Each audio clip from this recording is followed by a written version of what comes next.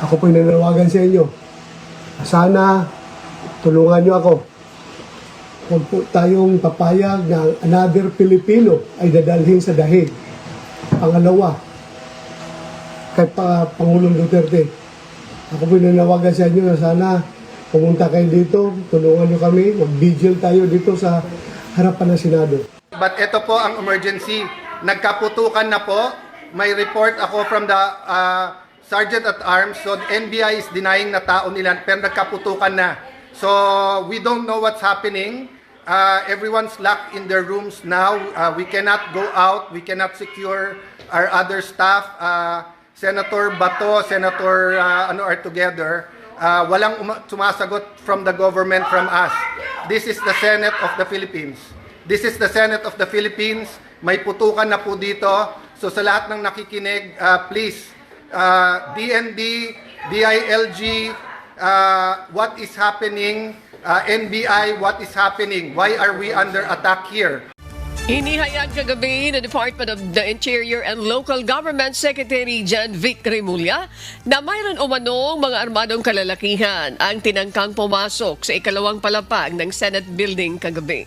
Gayunpaman, napigilan umano ang mga ito na matauhan ng usaa at pinaputukan ng warning shots. Hindi patukoy ng DILG kung sino ang mga nasabing armadong kalalakihan habang patuloy pa ang isinasagawang investigasyon gamit ang mga nakuhang CCTV footages.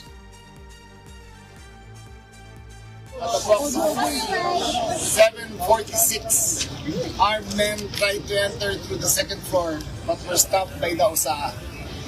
They had firearms with them, but the USAA fired a warning shot.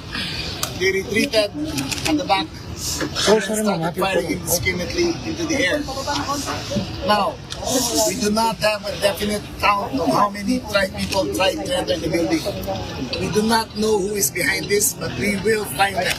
We have all the security footages, and I'm here with the Senate President to assure him that we are only doing this to secure them.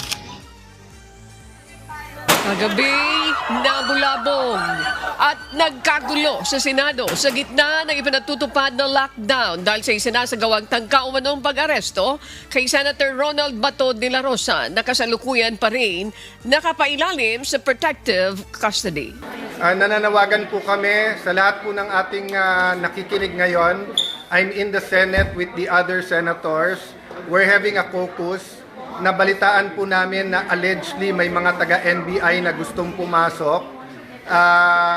Nakita na nagbabarena ng pinto galing ng walls galing dun sa GSIS side.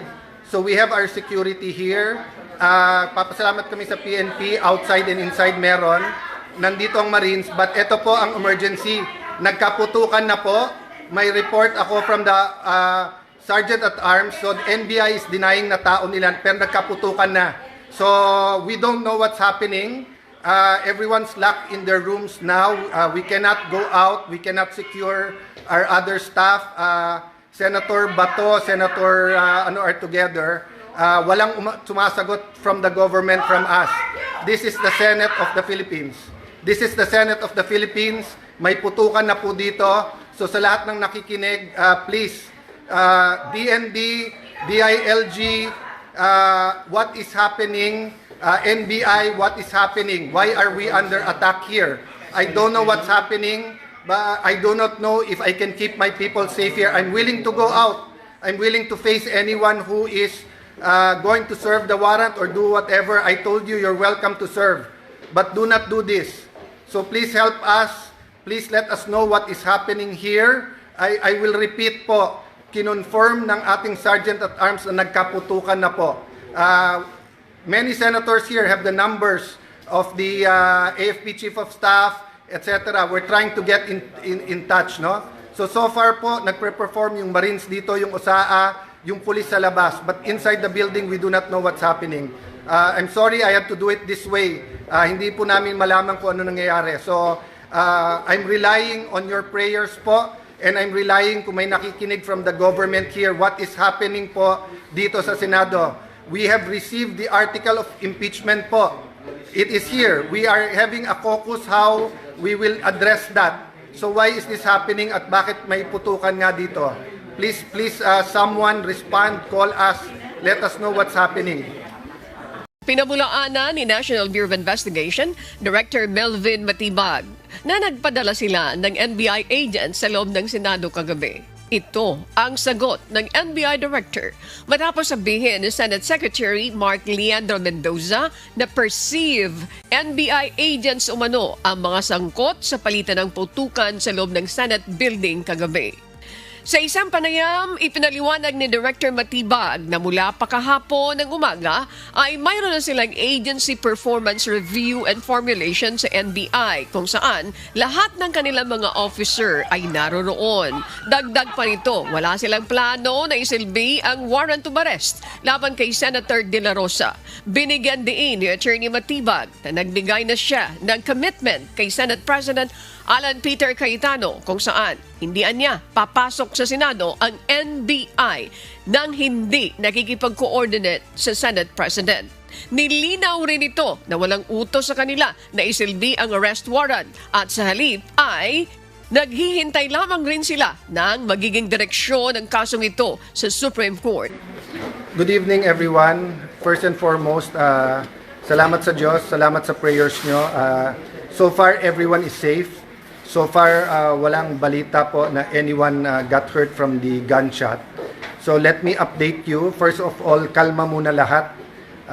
Kanina po, I was forced to manawagan through the Facebook because there's no other means of communication.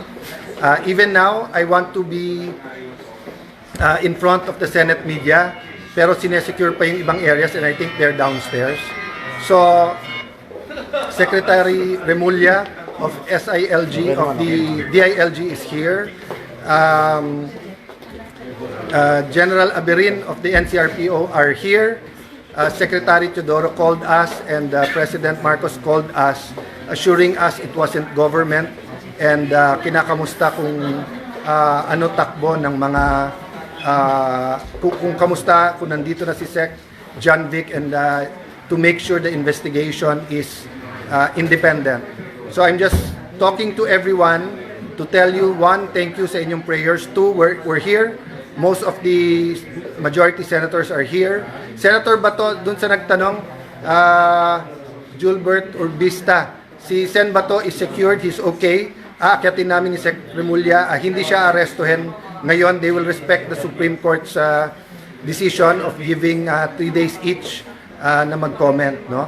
So, anyone who has information of what happened, anyone na nakakita dun sa mga nag-attempt pumasok at yung mga bumaril pabalik dito, please send us that information. Napaka-importante that the truth comes out and napaka-importante we don't jump into conclusions. I told you, everyone, dumating yung articles of impeachment. We don't want any speculation that this has any connection with anything, whether it's the Senate majority, whether it's the articles of impeachment, politics, personal dito, but this is the first time na nakaramdam ng ganito ang Senado, no?